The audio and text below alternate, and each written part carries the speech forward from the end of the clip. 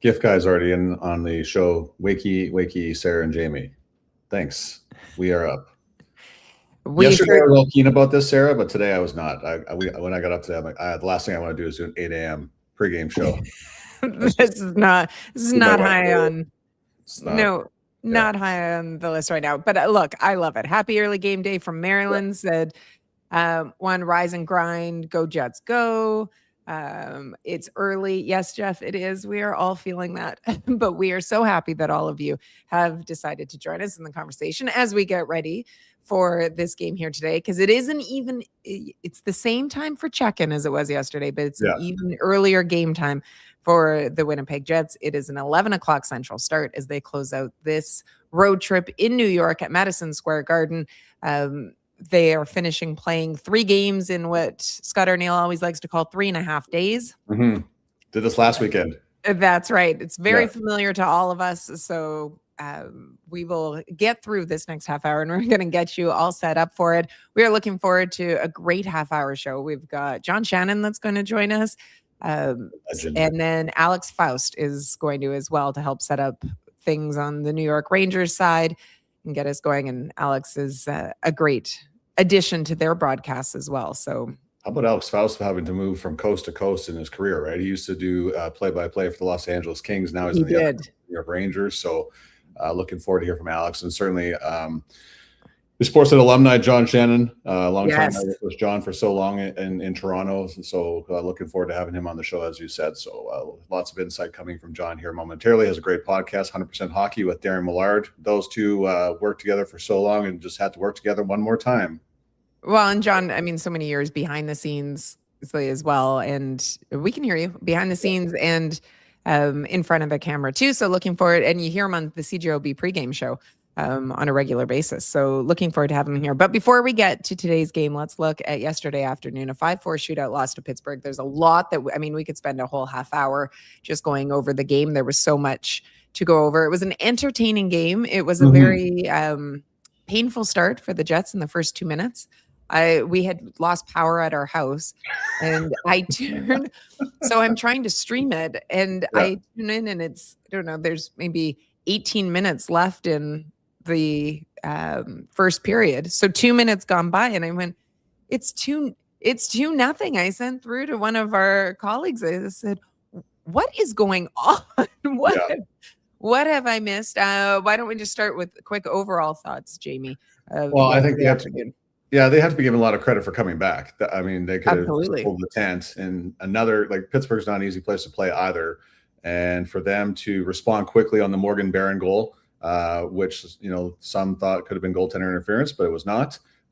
He gets the big goal, and then for them to get a shorty in the second period and then have to come back time and time again. They got a goal taken away by Mark Scheifele because of the high stick from Alex Iafallo on the puck. And then, of course, Brad Lambert, who we talked about a little bit yesterday, having to play in the top 6 eventually, gets a big goal too. So for them to walk out of Pittsburgh with just 1 point has to be disappointing again.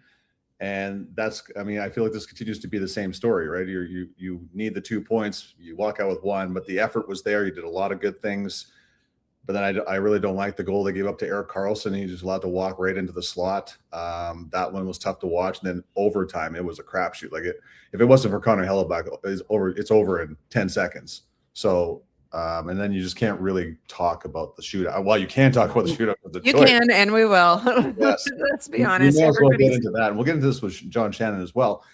I'm sure people, and I saw in the post-game show, the comments about the choices that were made for the shooters. Ordinarily. Why do you think that was a hot topic? I can't believe I said what I said.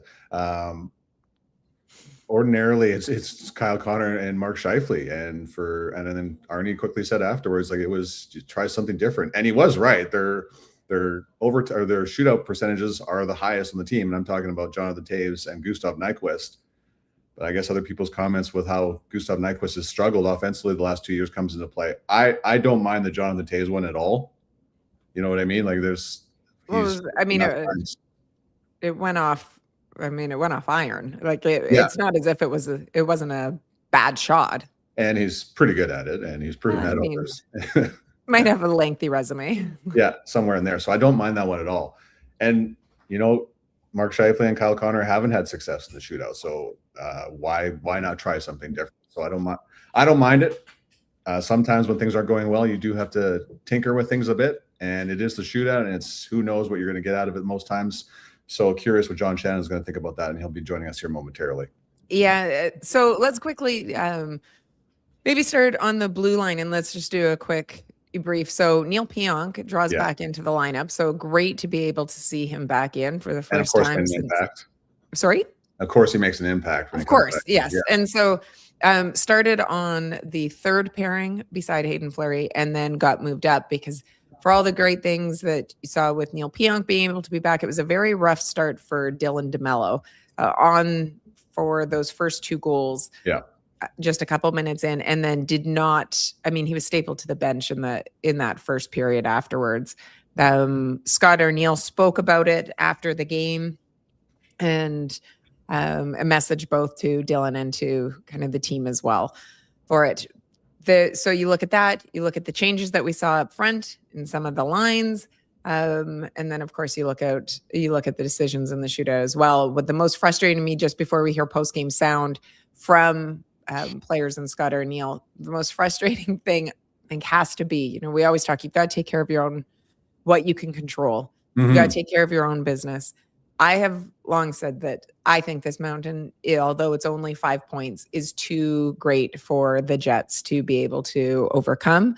But the frustrating part is that you say that weeks ago, and then you look and you go, everybody in front of them, by and large, seems to be losing in regulation. And so you think if only they could have gotten those 2 points, if only they could have gotten that win against the New York Rangers during the homestand.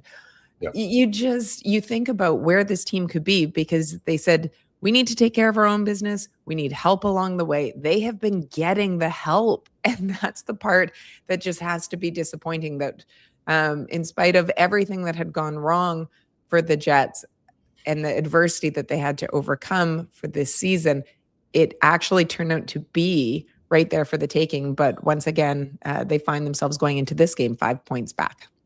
All right. Well, John Shannon's on the way right after this. We're going to listen to some post-game sound. 2 players, starting with Neil Pionk and then Morgan Barron, talking about, constantly coming back. And then Scott O'Neill touching on the line that he put together about Isaac Rosane, Brad Lambert, and of course, Morgan Barron. I think at the first it did.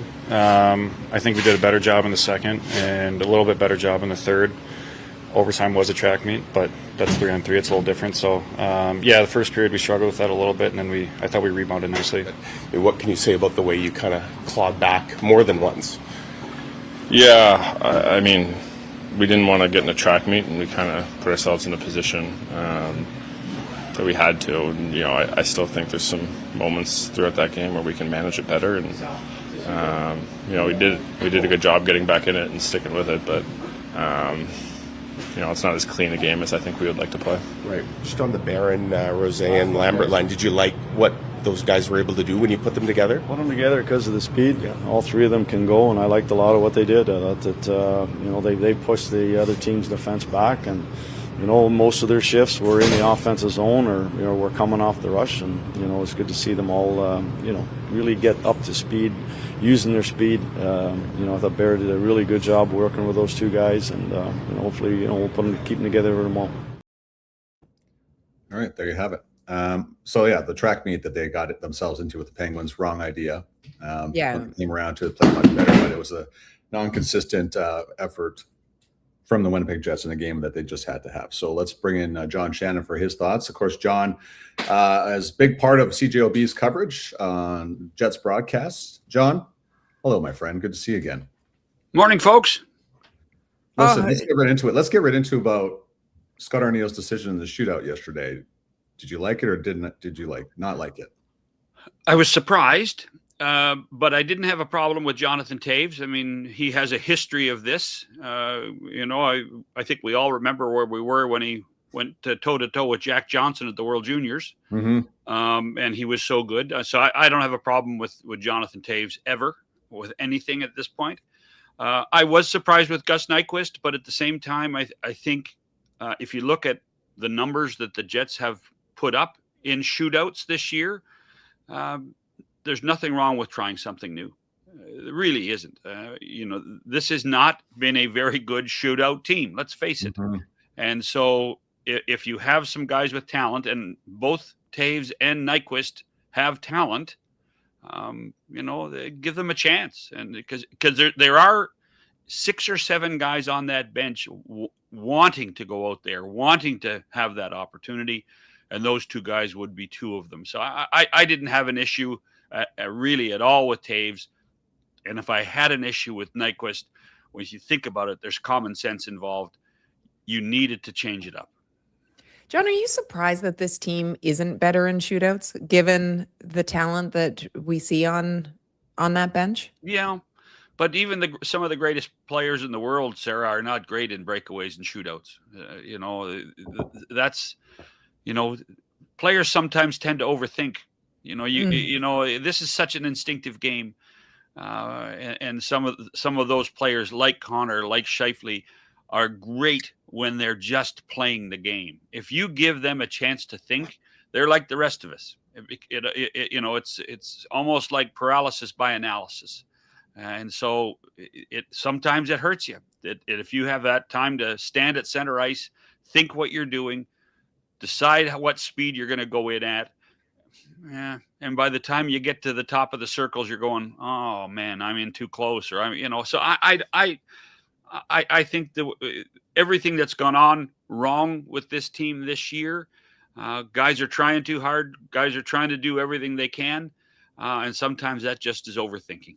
Just quickly, the speed element is always something that gets me. I always remember Tim Campbell, who wrote for years for Winnipeg Free Press. He and I used to always, for shootouts, it drove us nuts when you would see guys come in so slowly and they'd take, say, the wide arc, and they would just go down to an absolute crawl with it. So go in with some speed. And it's frustrating, I think, sometimes and that's where I think that sometimes when you say the paralysis by analysis and you're overthinking things, that's what I sometimes feel when you look at some of the really skilled guys that just come in so slow. Use your speed. Go.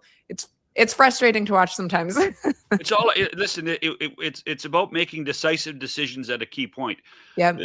Trevor Zegras is probably the best shootout guy in the National Hockey League, and he starts slow, and finishes fast, and has a great release, and most of the time it works. And so it's one of those things that once you make a decision, you better live with it, and you better shoot it at the key point. I'm a guy that I believe in shooting rather than deking. Yeah, I'd rather see a good, hard, quick shot, but they're not asking me for the shootout. Well, one thing I am going to ask you about is just this slow crawl in the bottom part of the Western Conference standings, trying to get into the playoffs, John. There's 5 teams that pretty much looking at each other, go, "You take it, no, you take it, no, you can have it," kind of thing going on right now. Whoever turns out to be the 8th seed, do they have, in your opinion, any opportunity to beat the number 1 seed in the Western Conference, whether it's Colorado, whether it's Dallas, and now Minnesota's even making a push? I still remember the great line that Daryl Sutter had about the playoffs when he talked about getting to be wild card number 2 against Colorado. He called it 8 wasted days. As only Daryl would say. Yes. But that's, you do wonder if anything can happen. The one thing I would say is that even as good as Colorado's been and Dallas have been, they have weaknesses too. Now, will they be able to turn it on again in the playoffs? We'll see. But you get a hot goaltender. I'm a big believer. I think the 8th seed is going to be Nashville. Okay. I've said it. I've been saying it for about 6 weeks. You look at their schedule. You look at the components they have. You look at their goaltending. Goaltending is so important in playoffs that if UC Saros gets hot at the right time, then perhaps he can extend the series. I don't expect them to win, but they can extend. He can certainly extend the series at that point. So, hey, but you know what? Getting to the playoffs is a bonus and is a positive, and it's a selling point for every franchise in the league at a certain point to sell the business, sell hope. Yeah. So, getting to the playoffs is a positive. It's not necessarily 8 wasted days, like Daryl said.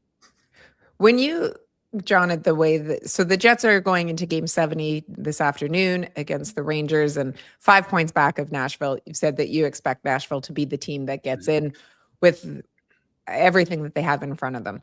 When you look at these final games for the Jets, just in terms of the regular season, would you like to see more young players brought in and given an opportunity? Do you think you play around with the lines a bit? If you were given free reign, what would you like to do with this Jets group, looking to not only close out the season but looking ahead to the future?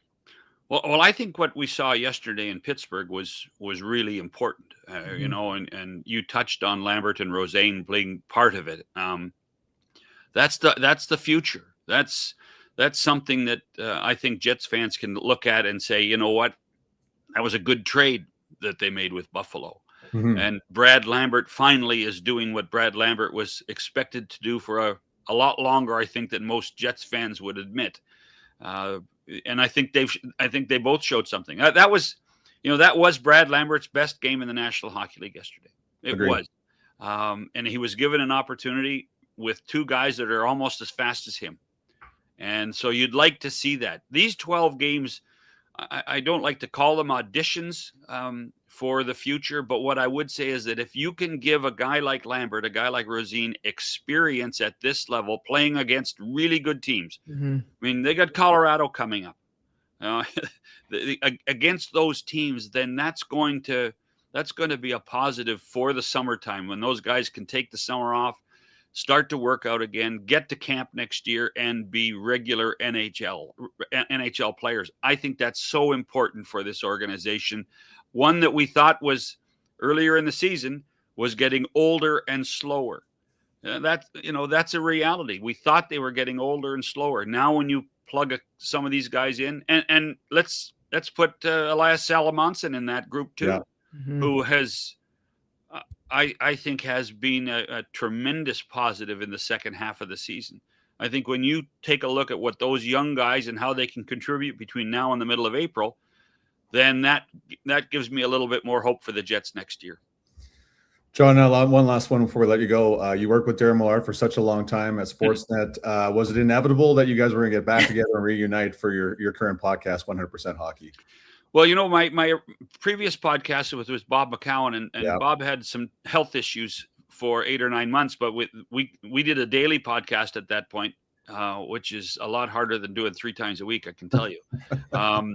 But I rotated co-hosts with me, and there was just something easy with Darren. Yeah, we had a lot of fun at Hockey Central at noon for a long time and doing games, but there's just a simple chemistry. Darren and I have known each other a long time, you know, and it's a podcast. I don't have to tell you two, but a podcast is something that is more conversational. It is supposed to be relaxed. And if you can throw barbs at each other and have fun and still put a little bit of knowledge out there, then it's a lot easier to do and a lot more fun. John, just quickly, so we have a thing on our show where, so we talk a lot for whatever reason about food and soup. But given the early time right now, it is 8:20 here in Winnipeg. I feel as if soup might not be the most appropriate question because I don't think most people are thinking First about of all, it right I have soup 12 months a year. I'm a soup guy. Okay, so then never mind. I was going to ask about breakfast, but people want to know, John, then your soup of choice. What is, if you had to do your number one soup, what would it be? It drives my wife nuts. Cream of chicken. Interesting. Okay. But you doctor the cream of chicken. You know, you've been to Swiss Chalet the night before. You've got that extra piece of chicken. You take the extra chicken, you put it in the cream of chicken soup. Great idea. The add-in. Yeah, and croutons. Oh, okay. Right. Yeah. Well, that comes from my love of Boston clam chowder too, right? Because you always have crackers in the clam chowder. Yes. So now we take that study and put the croutons and the extra chicken in the cream and chicken soup, and then you're eating the chicken soup and you're saying, you know what? If this was at a restaurant, I'd pay $19 for this. You know. And by the way, I think I probably have. Yeah, I was just probably the price of with the food nowadays, John. I think the price of soup. The price of soup. Who knew? John, thanks so much for your time, my friend. I got to ask you. Yes. It's morning. Jamie, you and I look like it's the morning. Yeah. Why does Sara look like it's prime time? It's a fair question, John. What happens? Yeah, There's something wrong. Do you manage to pull this off all the time? Prime time. Thanks, John. Thanks, John. Appreciate it. Yep. Take care. John Shannon, always a big part of CJOB's coverage of the Winnipeg Jets. They are playing the New York Rangers here this afternoon, or this morning here in Winnipeg. It's going to be afternoon in New York. So pleased to welcome to the show a man that's traveled coast to coast for his position in the world. It is Alex Faust. I think, Alex, before we get going here, just a discussion on the fact that you've had to move from LA to New York to continue to do what you do. You are a man that is committed to your trade. I appreciate that. No, very kind of you, Jamie. And you know what? Bottom line for me, I am so happy to be home. I grew up in Brooklyn.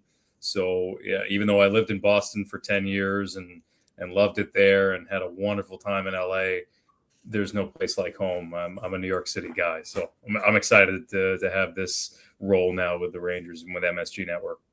So I love New York. It's one of my favorite cities. As a native New Yorkman, what is it that makes the city in your mind so great? Because I imagine that native New Yorkers find it, different than those of us that just pop in now and then. Well, it's funny. I think when I get friends who visit from out of town or I encounter people who are visiting and they're staying in Midtown Manhattan, right around Times Square or Herald Square or wherever, and they say, how do you live like this? And I say, well, I don't live where, there's, a million people converging into a really small area of the city. I lived in, a part of Brooklyn that was about 30 minutes outside of, I guess you could say, the central business district, right, of Midtown Manhattan. And it was quiet. I actually, when I first moved back, I moved into an apartment that was near a street, and there was honking on the street from cars heading to a nearby highway. And I was like, how did I grow up with this? And I forgot, well, I had a place. My parents were very fortunate. They bought a house that had a bedroom that was to the back and wasn't facing the street. And so my entire upbringing, wow, I had a really quiet childhood on a street in New York. And even though it's in the middle of New York City, it just was a very tranquil experience. And so now where I live on the Upper West Side of Manhattan, very similar thing. I find that it's amazing that you have so many things at your fingertips. Going to the grocery store is a short walk. There are restaurants nearby in the neighborhood. We have friends who we can walk to in the neighborhood. Those kind of conveniences are things that money can't buy, especially since the rent is so high. You need other conveniences to balance things out. But it's a different lifestyle. And I think I appreciate it a lot more now having come back than when I was growing up. And I just thought, well, that's how everybody lives in a city. Well, you take the subway everywhere. I mean, I didn't take a school bus from junior high onward. I mean, from grade 6 on to the end of high school, I was taking the subway every day to school. It was just part of life. Yeah. How about this, Alex? Tell us about the commute then. Like, you're clearly not at MSG right now. So how much time will it take for you to get to work? I have a really easy commute. It's 20 minutes by subway, maybe a little bit more because it's a Sunday morning and I have to wait a few more minutes for the train. Tarrytown, driving up there where the Rangers practice rink is about 35-minute drive. So it's kind of interesting that I have to go way out of town to get to the practice rink compared to going to Madison Square Garden. And even the conveniences of, having the airports nearby and, if I need to take a train to Philadelphia, it's so easy to get down there. So yeah, I'm going to leave right after we're done with this, and it'll be pretty straightforward to get into work, so to speak. Your commute's about the same length of time as Jamie and I have in our respective commutes in Winnipeg. So. Yeah. So who has it better? That's good. That's right. Okay. So question about the New York Rangers. There will be a new face in goal, I believe, here today because of an injury to Jonathan Quick. Tell us a little bit about that. Yeah, Dylan Garand was called up. We'll confirm that he's indeed starting later. But 23-year-old rookie, played out west in junior hockey. He wasn't used earlier this season. Spencer Martin came in, was called up from the AHL, veteran goaltender, and I can only guess that part of the reason that was the case was the Rangers at the time when they needed him, because Igor Shesterkin went down with injury earlier in the year, missed about a month. Jonathan Quick took up the vast majority of those games. And at the time, the Rangers were, scratching and clawing to try to get back into playoff contention, under 500. All the trade rumors that were swirling. And I can only imagine for a rookie goaltender, you don't want to throw somebody into that situation when you're expected, wow, you have to save the season for us. It just wasn't the right time for that. And, I heard your conversation with John Shannon a couple of moments ago about the team getting younger in Winnipeg. Well, that's kind of what the Rangers are doing right now with bringing up some of their prospects and giving them more rope and more playing time here. I think the situation is right for Dylan Grant to come in and get a couple of games, get a little bit of experience under his belt in a situation that isn't going to be as much of a pressure cooker as it would have been earlier this year. What's been the storyline or the biggest one with the Rangers in the last few games? I mean, you look, they had won 4 games in a row. That includes the win that they had at Canada Life Center here in Winnipeg. And now they've lost their 3 and they've been outscored 16-7. Those 3, it just looks, the 4 games they won, outscored opponents 20-7. Now they've lost 3, 16-7. What's been the story over the last 3 games in particular? I mean, it feels like the story of the season. So when they're playing well, this team could beat anybody. I think Mike Sullivan and the structure that he's put in place, especially in the defensive zone and coverage that just wasn't there a year ago, especially when guys wanted to be more offensive minded. There would be, I could, every game you could check a bingo card and there would be a defenseman pinching without a forward going to cover. And it would happen 2-3 times a game. This year, that rarely happens. Yes, there are breakdowns, and right now special teams are scuffling a little bit. But I think you find, for the most part, when this team is playing well, they play with structure more consistently. Early in the year, they weren't getting the results. And I think you talk to anybody around the Rangers that the first month or so of the year, they weren't scoring. And that was the biggest reason why they were falling in the standings to begin the year, because they were playing super well, but losing 1-0, 2-1. Getting heroic goaltending from Shesterkin and Quick. Second half of the year, I think what you saw in that 4-game winning streak was the Rangers' new top line. Alexis Lafreniere, Mika Zibanejad, Gabe Perreault found instant chemistry. And we started to see a little bit of why 20-year-old Gabe Perreault is part of the future for this team.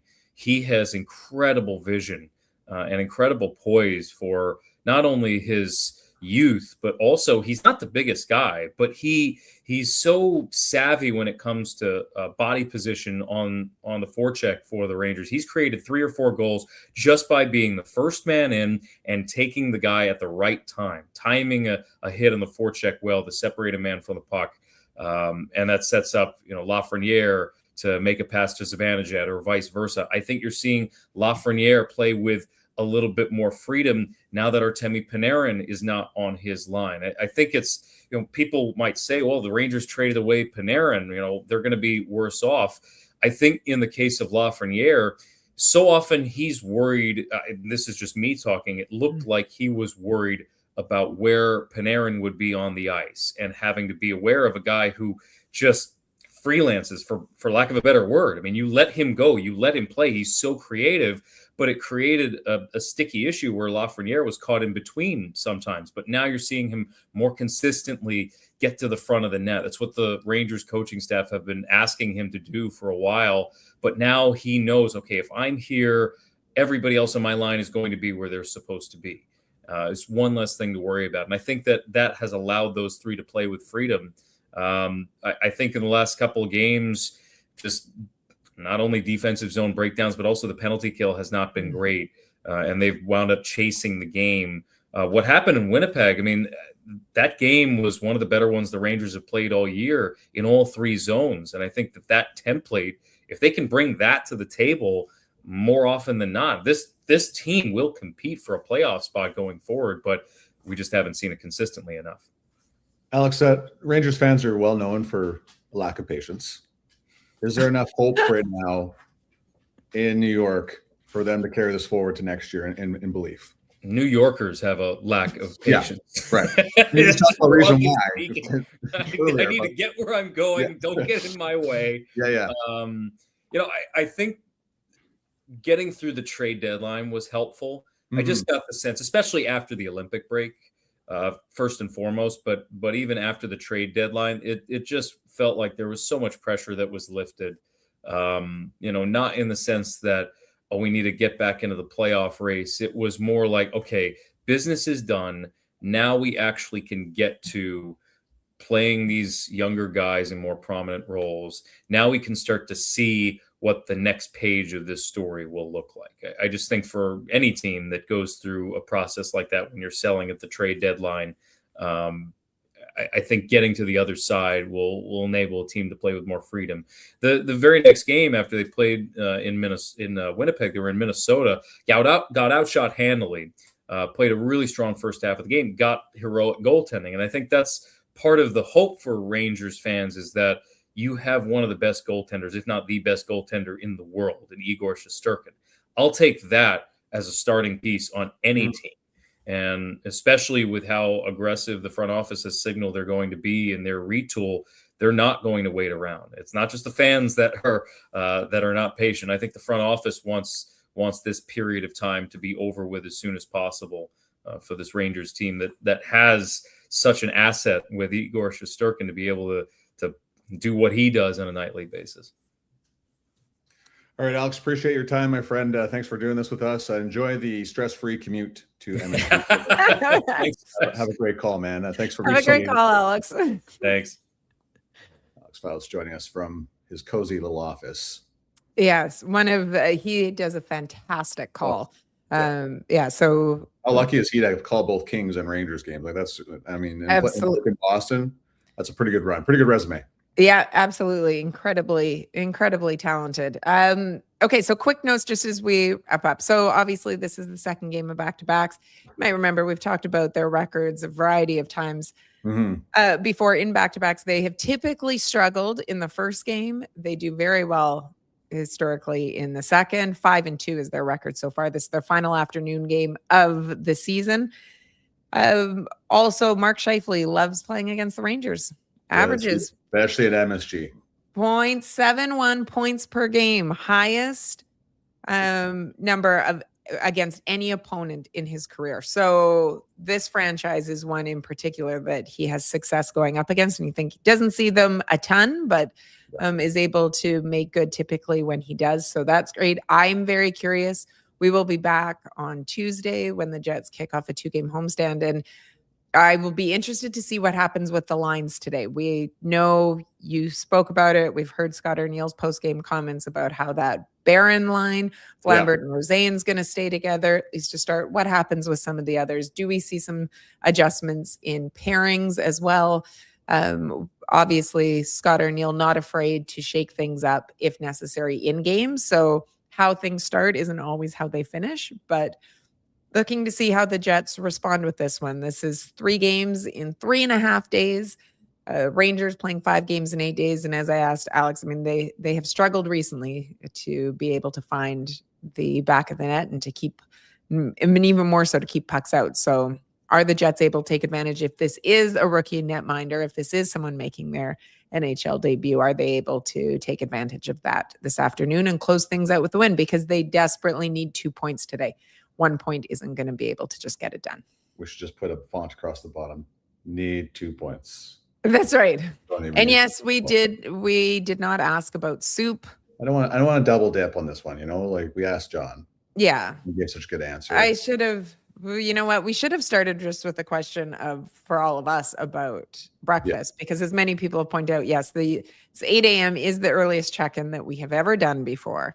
Yeah. You've seen both Jamie and I with our coffee mugs. Hopefully all of you have been enjoying some morning coffee or your morning breakfast as well. So maybe next year on morning games or morning shows, we'll switch to brunch. Who knows? Afternoon games, we have lunch. Evening games, we have soup.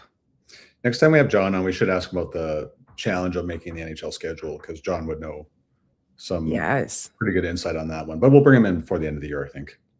Okay, let's do it. And lots of people liking Bailey's. Yeah, and I've seen a lot of comments.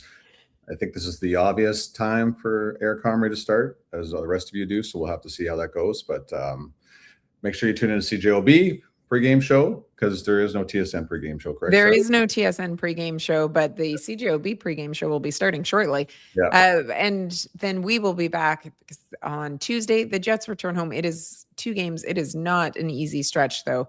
Vegas, who has struggled lately, and part of that Pacific division, that is in the, what was it, pillow fight? Pillow fight for first in the Pacific. Pillow fight for first, according to Connor McDavid.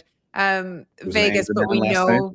But we know that Vegas always seems to bring their A game when it comes to playing against Winnipeg. Number of Manitobans that love to come home and seem to have success. And then they play Thursday against Colorado. So a tough mini homestand for the Winnipeg Jets. All right. That's it for us. Enjoy the game today, 11 o'clock on the TSN, on the CJOB. Appreciate you guys for checking in early this morning. All weekend long. You guys are the best. And not only are you checking in, but you guys are in the comments and in the chat as well. And we love to be able to see all of them. Even if we can't address all of the comments, we love being able to see them, and we do read them. So we appreciate it. Thanks, everybody. Have a great day. Enjoy the game, everyone. Thanks for checking in.